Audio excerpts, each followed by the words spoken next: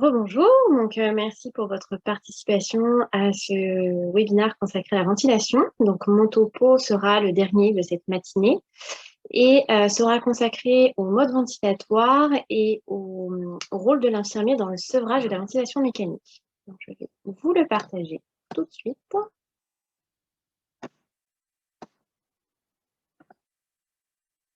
Et voilà.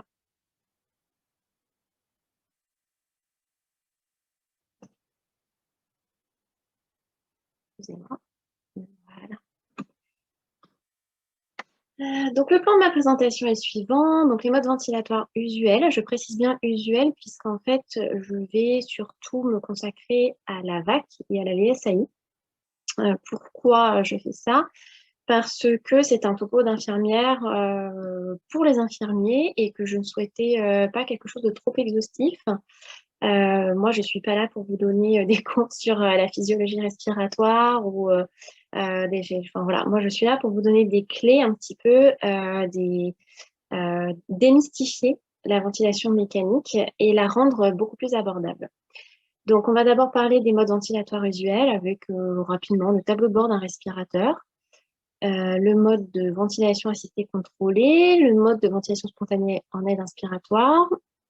Je vais citer brièvement quelques autres modes qu'il faut connaître, en tout cas que vous aurez à l'esprit. Et puis, dans une deuxième partie, donc les réglages des alarmes du respirateur. Donc là, c'est une partie qui est un petit peu plus intéressante pour nous, les infirmiers. Et enfin, le rôle infirmier dans le sevrage ventilatoire. Alors, très rapidement, un petit peu d'histoire sur l'évolution des respirateurs. Donc, en gros, la diaporama, vous avez une partie sur l'anesthésie, donc les machines, vraiment les respirateurs que vous trouverez au bloc opératoire, et en réanimation. Donc, en gros, vous voyez que depuis le début du XXe siècle, il y a quand même pas mal de nouveaux respirateurs enfin, qui sont, comment dire, sur le marché. Donc, en anesthésie, on avait commencé avec une première machine, il y avait marqué machine, j'aime beaucoup les guillemets, donc qui permettait le dosage de l'oxygène, de l'éther et du chloroforme, une anesthésie somme toute efficace. Et pour arriver aujourd'hui à une anesthésie par inhalation à objectif de concentration, donc c'est ce qu'on appelle l'EVOC.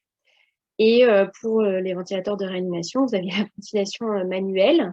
Ensuite, le poumon d'acier, qui a quand même perduré et qui permettait à certains patients de rester quelques temps à l'intérieur, d'être oxygénés correctement. Et puis ensuite, l'aide inspiratoire, qui a été quand même une révolution dans la ventilation, il faut le dire.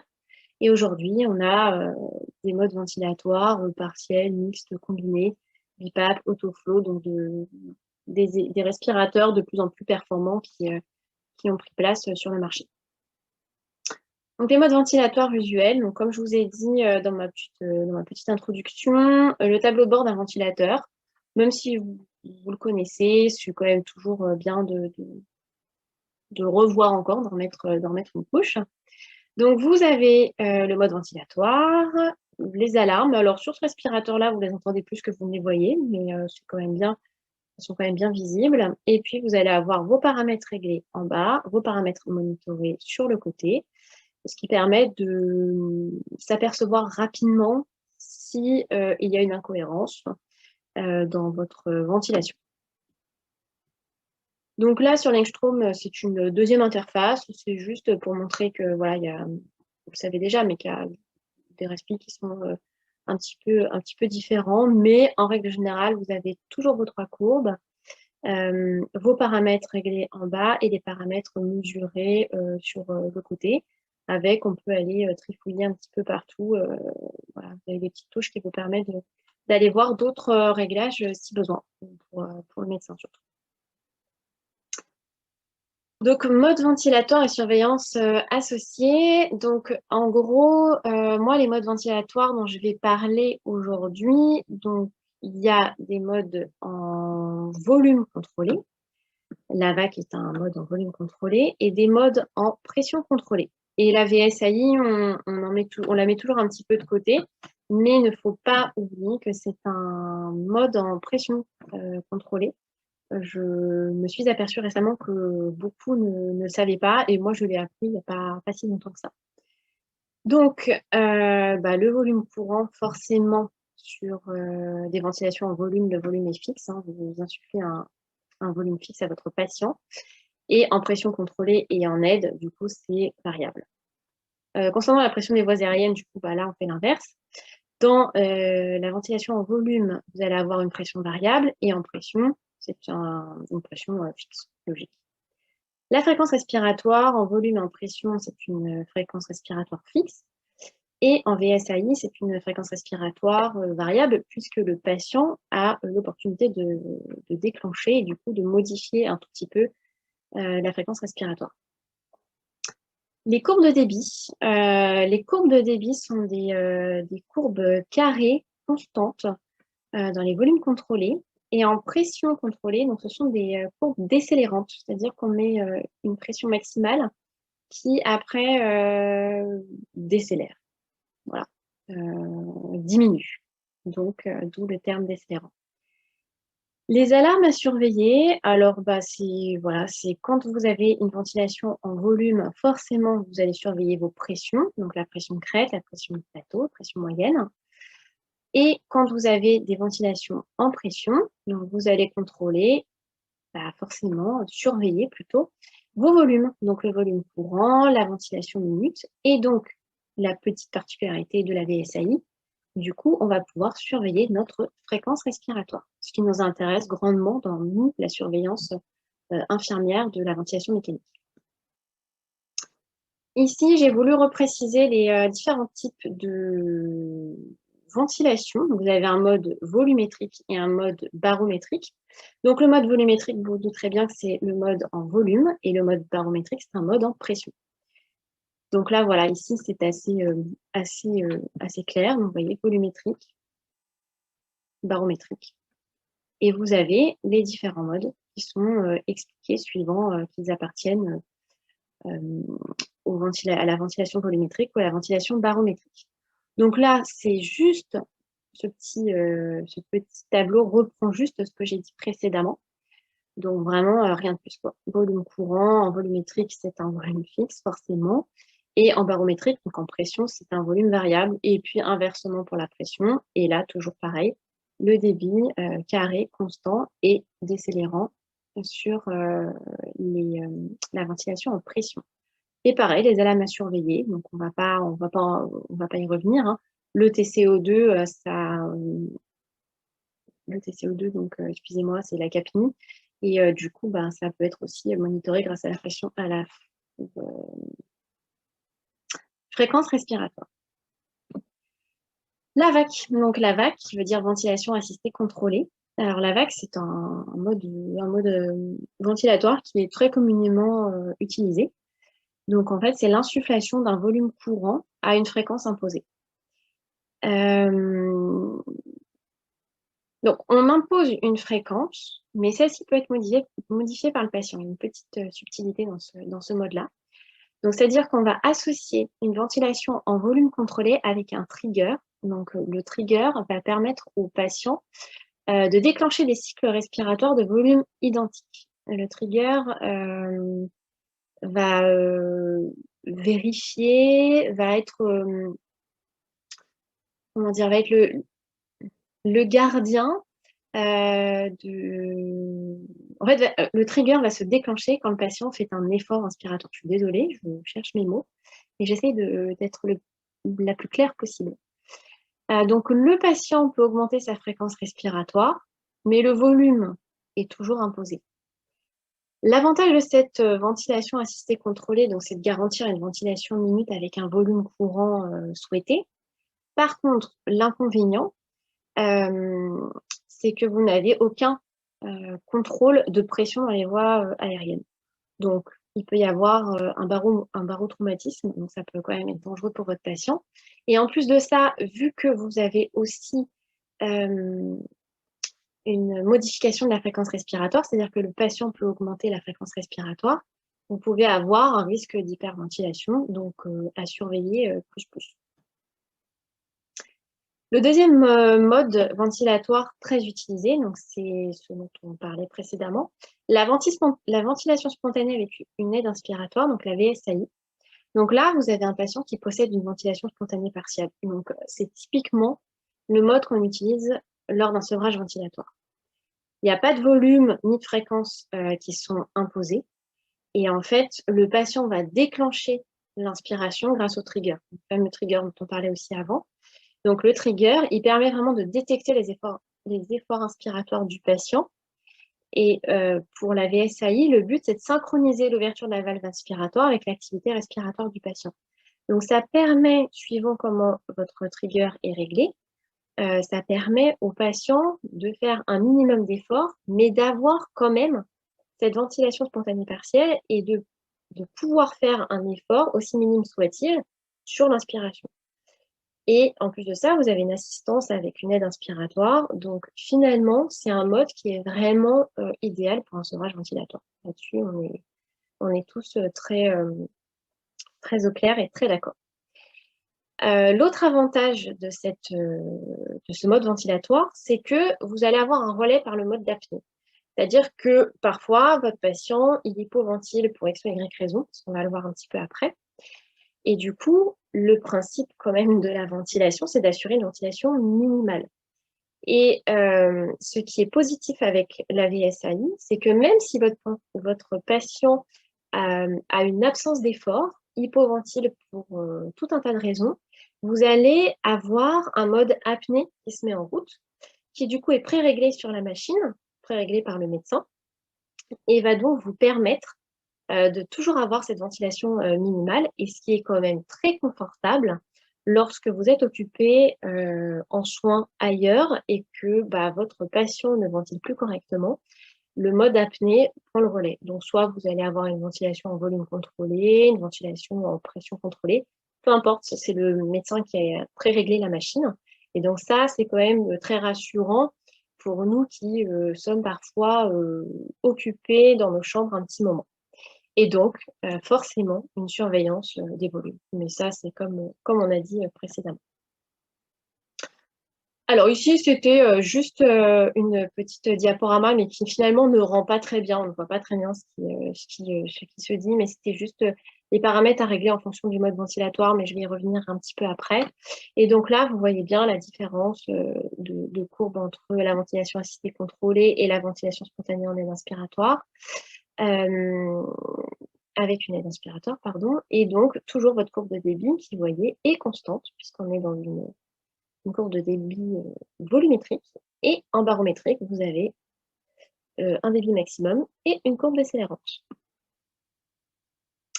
Donc, en résumé, réglage et alarme, c'est pour ça que du coup, la diapo d'avant, si elle n'est pas très lisible, c'est pas si grave, parce que là, ça résume un petit peu tout.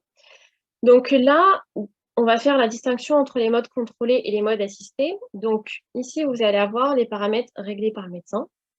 Donc dans les modes contrôlés, voilà, il y a tout un tas de paramètres, la FiO2, VT, VM, FR, le temps inspiratoire, la PEP, qu'on dit aussi PIP.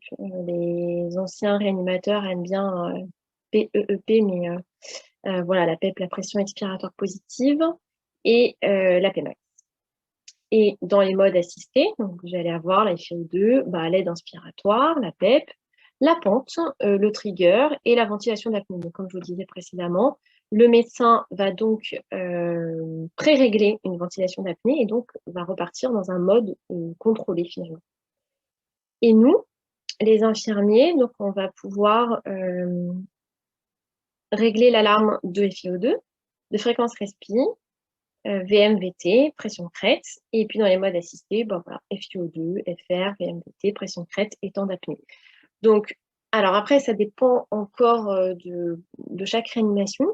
Dans beaucoup de réanimations, vous pouvez voilà, vérifier ces alarmes, vous pouvez même régler la FiO2 ou la fréquence respiratoire, mais ce n'est pas chez tout le monde. Donc, c'est pour ça que là, vraiment, on parle d'alarme. Mais dans votre tour de sécurité, quand vous prenez votre poste, les alarmes du respirateur doivent être bien vérifiées. Parce que souvent, quand on a fait une aspiration, une fibroscopie bronchique, pardon, et qu'on a réglé une pression de crête au maximum, il arrive très régulièrement que la pression de crête n'est pas rediminuée. Et donc, c'est dommage parce qu'on peut passer à côté de quelque chose d'important.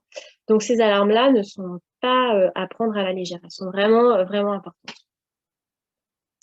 Bon, là, pareil, j'avais juste voulu mettre le tableau de bord du respirateur en VAC et en VSAI. Mais voilà, encore une fois, on a nos 3 courbes et avec notre petite courbe de débit, on va pas, je ne reviens pas dans les détails, c'est quelque chose que vous avez déjà vu, on n'a pas besoin de réexpliquer, de rester trop longtemps là-dessus. Et donc, comme je vous avais dit, voilà, sur un petit tableau, vous avez donc les autres modes ventilatoires qui sont quand même à connaître. La VACI, elle est utilisée pas mal dans le sevrage ventilatoire aussi, puisque c'est une ventilation assistée contrôlée, mais intermittente. Dans mon ancienne réanimation, typiquement, c'était le mode qu'on utilisait. On n'utilisait pas de VSAI, on utilisait la VACI.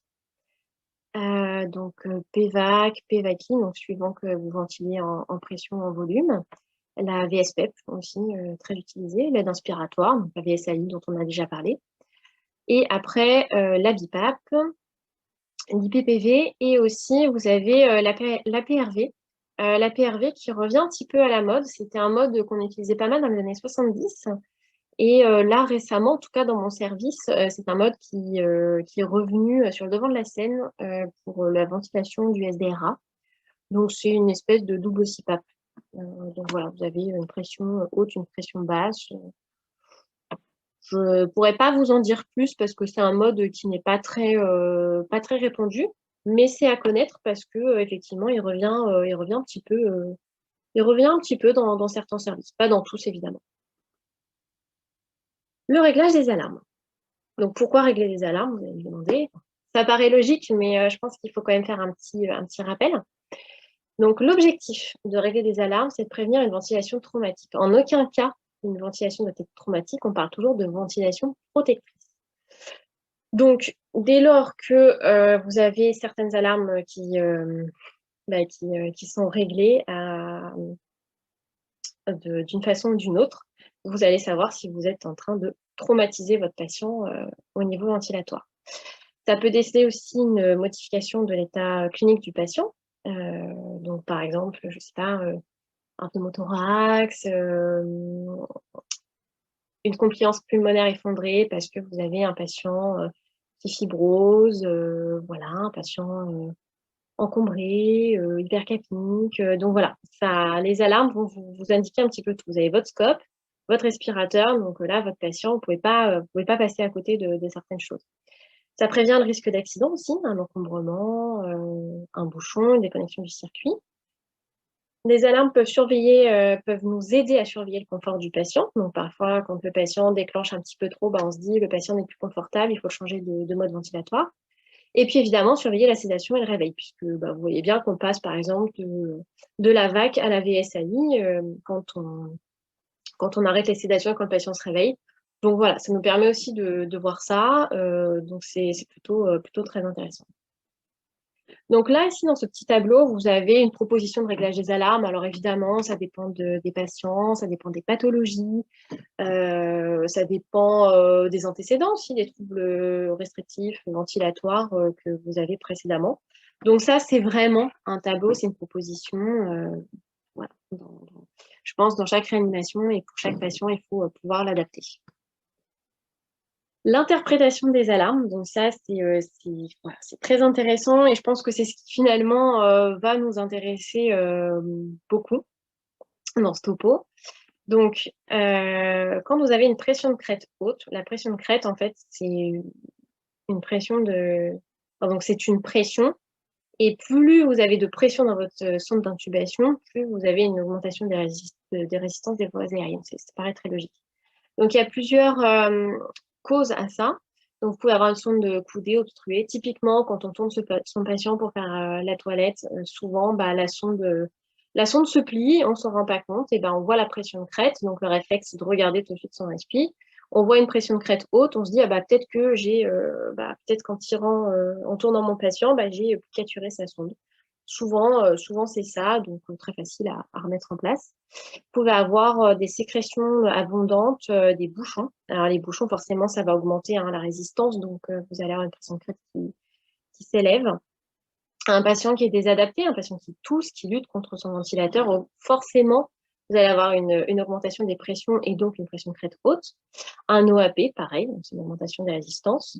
Pneumothorax, épanchement pleural, et puis des pathologies obstructives, BPCO, asthme, bronchospasme. Effectivement, c'est avec le bronchospasme, vous allez avoir une pression de crête haute, une désaturation, et puis on n'arrive plus trop à ventiler le patient, donc ça, c'est très typique. Une pression de plateau qui est haute. Alors là, c'est un petit peu plus spécifique, la pression de plateau, parce qu'on l'a fait en faisant une pause téléinspiratoire ou un monitorage continu suivant les respirateurs. Souvent, c'est le médecin qui fait une P-plate, mais bon, pour nous, c'est bien aussi de savoir pourquoi est-ce qu'on a une augmentation de sa P-plateau. Donc, la pression de plateau, c'est en gros une mauvaise compliance de son poumon. Donc, un poumon, la mauvaise compliance, on pourrait l'expliquer comme un poumon qui n'est plus assez élastique. Donc, typiquement, en cas de fibrose pulmonaire, et donc vous l'avez vu sur des patients Covid, typiquement, vous avez sur une fibrose pulmonaire un patient qui, du coup, n'est plus du tout élastique. Donc, la compliance est effondrée et vous avez une P-plateau haute. Donc, la fibrose, le SDRA, voilà, c'est sensiblement la même chose. Donc, forcément, avec nos patients Covid, on le vit au quotidien, des P-plateaux qui sont augmentés. VM-BA, donc une hypoventilation, une apnée. Et VMO, donc une hyperventilation, une déconnexion, une fuite du circuit. C'est vrai que moi, quand j'ai commencé en réanimation, VM-BA, je comprenais ce qui se passait. Donc, je voyais que mon patient hypoventilait, mais par contre, VMO, je n'arrivais pas à me dire que ça pouvait être une hyperventilation, mais surtout une déconnexion de mon circuit. Donc voilà, c'est important à savoir. Et ça, ce sont donc des alarmes que vous retrouverez beaucoup en ventilation assistée contrôlée. En VSAI, on est sur des alarmes qui sont un petit peu différentes, hein, forcément. Donc une fréquence respiratoire basse. Donc, si vous avez une fréquence respiratoire basse, qu'est-ce que ça veut dire? Vous allez avoir une aide inspiratoire qui est trop importante. Votre patient est trop aidé et du coup, sa fréquence respiratoire n'est pas du tout cohérente. Une déventilation et puis un patient qui devient somnolent, qui hypoventile tout simplement et comme ce sont des patients qui sont normalement en sevrage ventilatoire en phase de réveil, vous pouvez quand même avoir des effets thérapeutiques comme les morphiniques et les hypnotiques qui forcément provoquent des hypoventilations et du coup des fréquences respiratoires diminuent. Au contraire, une fréquence respiratoire haute, c'est une aide. À l'inverse, c'est une aide qui est trop basse. Vous avez un patient qui est anxieux, qui est polypnéique, qui ne se sent pas confortable. Un trigger inspiratoire qui est trop élevé. Aussi, le CIRS peut provoquer des fréquences respiratoires hautes. Et l'hypoxémie. Ventilation d'apnée, donc c'est un VT bas ou une fréquence respiratoire basse. C'est tout simplement une absence d'effort de votre patient. Donc, une hypoventilation qui est due très certainement un de ces deux phénomènes. Un VTO, donc c'est une aide inspiratoire qui est trop importante. Et à contrario, un VT bas, c'est une aide inspiratoire qui est trop basse. En conclusion, pour les modes ventilatoires, donc très clairement, il n'y a pas beaucoup de modes très utiles. Pour nous, en tout cas, infirmiers, on va essentiellement être sur la VAC et la VSAI. Alors peut-être qu'il y a certaines nuances dans des réa type neuro ou neurochir, mais ça, ce sont des nuances que je maîtrise peut-être moins bien. Mais vraiment, la VAC et la VSAI, ce sont des modes ventilateurs qu'il faut bien connaître. Donc pour s'y retrouver, on l'a dit, redit, je vous le redis encore, vous avez une ventilation en volume versus une ventilation en pression avec une aide inspiratoire. Donc la VAC, c'est pour un patient qui est plus ou moins sédaté, puisqu'il a quand même l'opportunité de déclencher de temps en temps des cycles. On a, c'est des sédations qui sont plus ou moins légères. Un patient qui est sédaté curarisé, il sera en volume contrôlé ou en pression contrôlée sans pouvoir lui-même faire quoi que ce soit. Et la VSAI, donc un mode de sevrage. Vous avez des réglages cachés comme le trigger, donc c'est important de les connaître parce que parfois vous pouvez dire à votre médecin, là voilà, le patient il hypoventile, est-ce qu'on n'augmenterait pas la sensibilité du trigger? Voilà, bref, on peut aussi donner des petits trucs et astuces. Et puis il ne faut pas oublier qu'on a des internes débutent et il faut pouvoir les aider aussi un petit peu, les guider. C'est notre rôle de leur expliquer un petit peu très rapidement à notre niveau la ventilation. Donc forcément, quand on a une ventilation qui n'est pas adaptée, on a des asynchronies, un inconfort du patient, donc voilà, c'est un impact, il faut y faire très attention. Et donc nous, notre rôle, entre autres, c'est de comprendre quel mode pour quel patient. Vous avez un patient qui est en phase de réveil, vous arrêtez complètement les sédations. Bon, bah, vous voyez qu'il commence à déclencher de plus en plus le respirateur. Bah, vous allez le passer en VSAI sans trop vous poser de questions. Voilà, c'est dans notre domaine de compétences, on peut tout à fait le faire. Analyser des courbes, hein, vos courbes de respirateur. Vous allez voir que vous avez des asynchronies, des doubles déclenchements. Chez les patients plurarisés, il arrive qu'il y ait des doubles déclenchements. Bon, bah, c'est peut-être que la curarisation n'est pas optimale. Et donc les alarmes, pression de plateau, pardon. Très important que nous, on soit vraiment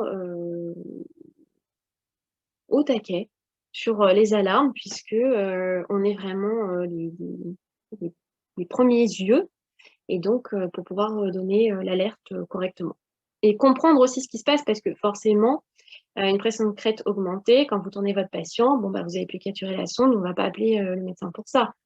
Mais par exemple, une pression de plateau qui augmente de plus en plus, bon, bah là, c'est un problème de compliance pulmonaire. On peut peut-être aussi en parler au médecin. Donc, on est vraiment les premiers à les informer qu'il y a un souci sur la ventilation. Donc, très important de connaître et de comprendre ce qu'on fait surtout. Dans une troisième partie, du coup, on va parler du rôle infirmier dans le sevrage ventilatoire. Donc, moi, j'avais très envie de mettre l'infirmier un petit peu au centre de tout ça. Parce que voilà, vous avez eu beaucoup de topos avec des médecins. Vous avez eu aussi le topo de Tania, un topo vraiment très infirmier, qui met aussi l'infirmier au centre des soins. Et je pense que dans le sevrage ventilatoire, l'infirmier a un rôle plus que prépondérant. Et donc voilà, j'ai pas voulu, puisqu'on a parlé du sevrage ventilatoire avec Marc Garnier, moi j'ai voulu un petit peu faire quelque chose de différent.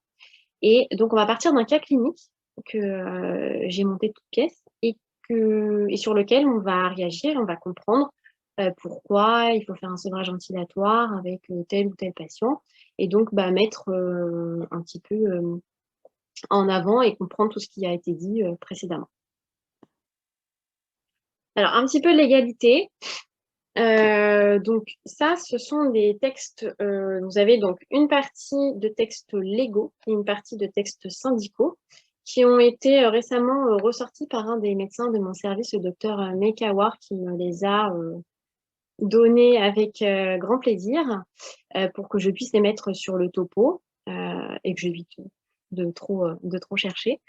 Donc, les textes légaux vont vont plus concerner les infirmiers de SSPI. Par contre, les textes syndicaux sont très intéressants, puisque là, vous avez surtout ces deux-là, donc qui sont issus des référentiels de compétences de réanimation de notre société savante, la SFAR. Donc là, vous avez quand même ici dans ce texte syndical, l'infirmière est capable d'extuber un patient sur prescription médicale selon la procédure et d'en assurer la surveillance au décours. Donc, c'est ce qu'on va voir dans le cas clinique. Beaucoup de réanimations ont une procédure de sevrage ventilatoire et d'extubation. Donc, profitons-en. Et ça fait partie de notre référentiel de compétences, qui date de 2011 quand même. Et une publication de la SFAR de 2015, donc, qui reprend le référentiel de l'infirmière de réanimation 2011 et qui donc nous explique que sous certaines conditions, comme c'est le cas en SSPI, l'extubation n'est pas réservée qu'aux IAP. Typiquement, dans mon service, dans la partie chirurgie cardiaque, on a un nouveau protocole donc, que le docteur Mekawar a mis en place qui, justement, nous permet d'extuber dans certaines conditions des patients de chirurgie cardiaque. Voilà, on a certains critères, dont la durée de CEC, pas de support vasopresseur, pas de saignement, une stabilité hémodynamique. Même un fond de noradré ne nous empêche pas d'extuber un patient. Hein, même un passage en FA ne va pas forcément nous empêcher d'extuber le patient. Mais voilà, donc on a une certaine autonomie dans ces actes. Et c'est important de savoir que les textes syndicaux sont derrière nous. C'est toujours important de savoir qu'on peut faire les choses de façon officielle. Le cas clinique, donc c'est un cas clinique assez basique. Donc Madame A, qui est une patiente de 58 ans, qui a été admise donc, le 8 juin pour un remplacement de valve aortique par bioprothèse. Évidemment, je suis restée dans le type de chirurgie que je connais. Enfin, je n'allais pas partir ailleurs. Donc au niveau de ses antécédents, elle a une obésité modérée avec un IMC à 30, un tabagisme sevré en 2019, mais avec quand même une BPCO stade 2, avec VEMS à 60%, donc suivi en pneumologie. La chirurgie est une chirurgie sans complications apparentes, mais qui a quand même nécessité un remplissage de 3 litres par cristalloïde et un petit peu de bébinoradré qui a été très rapidement sevré en sortie de pompe et en sortie de bloc. La durée de la CEC est de 68 minutes, donc une CEC assez courte, et puis un transfert en réanimation cardiaque pour une suite de la prise en charge comme on fait tous les jours. Donc à son arrivée en réanimation, Madame A est ventilée en VAC, VT à 380, une FR à 20 par minute, une PEP à 7. Donc je pense que la PEP à 7 a été mise parce que Madame A a une BPCO stade 2. Généralement, on a des PEP à 5-6. Et puis si on a des patients qui ont des antécédents de troubles ventilatoires, on peut monter jusqu'à 10 de PEP sans aucun souci. Et une FiO2 à 60%. Bon, ben voilà, souvent on a 60-70% en sortie de bloc opératoire qu'on diminue assez rapidement.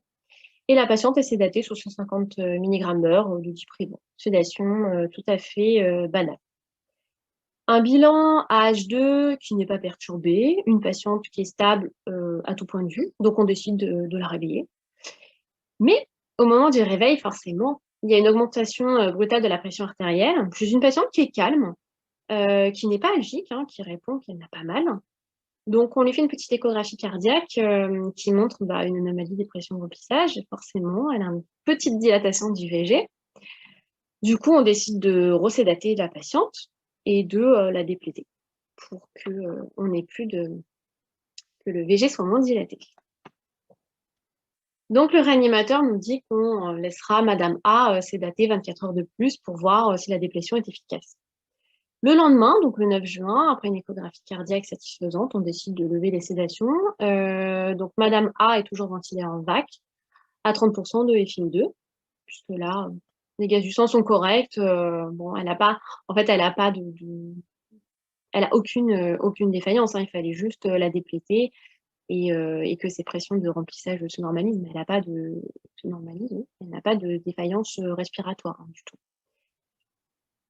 Malgré tout, le réanimateur nous demande d'effectuer une épreuve de sevrage ventilatoire suivant le protocole du service. Se pose la question, chez une dame qui n'a pas de troubles ventilatoires apparents, en tout cas dans cette situation, quel risque majeur encourt cette patiente et pourquoi donc lui faire une épreuve de ventilation spontanée?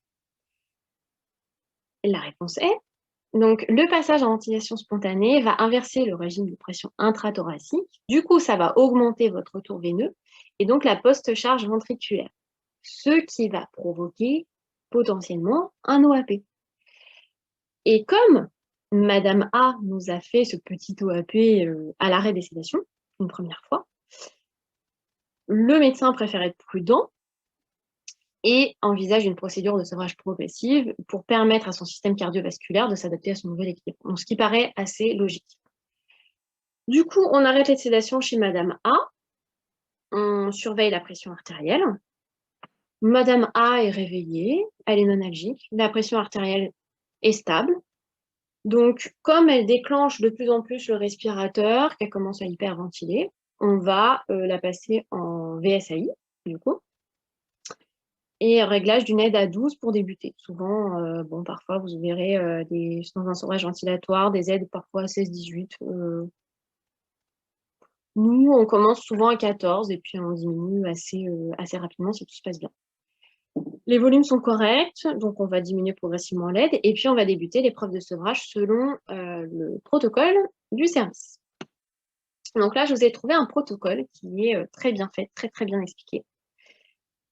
Donc du coup, pour commencer l'épreuve de sevrage, il faut une aide inspiratoire à 6 ou 8 cm d'eau Un ballonnet gonflé, hein, on fait pas un test de fuite, là, on fait vraiment une épreuve de ventilation spontanée. Une PEP à 0 pendant 30 à 60 minutes. Donc ça, c'est à vous de régler de faire ces réglages-là, pardon.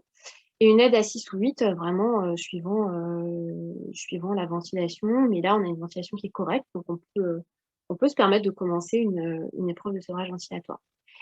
Et donc forcément, là où l'infirmier est très très important, c'est que donc c'est nous qui allons surveiller des signes de mauvaise tolérance. Donc qu'est-ce qu'on appelle signes de mauvaise tolérance? C'est assez simple, hein, vous les connaissez déjà, mais on va les répéter.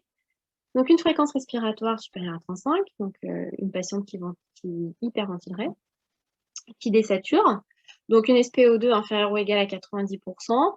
Bon, sachant que si c'était une patiente BPCO stade 4, on allait peut-être, voilà, on réévalue en fait suivant la pathologie de la patiente. Une variation donc de la fréquence cardiaque ou de la pression artérielle, mais en augmentation, hein, des sueurs, agitation, troubles de la vigilance. Si vous avez un de ces signes cliniques qui donc démontre une mauvaise tolérance de la ventilation spontanée, donc là, voilà, si vous avez un de ces signes-là, vous êtes dans cette case-là, on fait un gaz du sang artériel.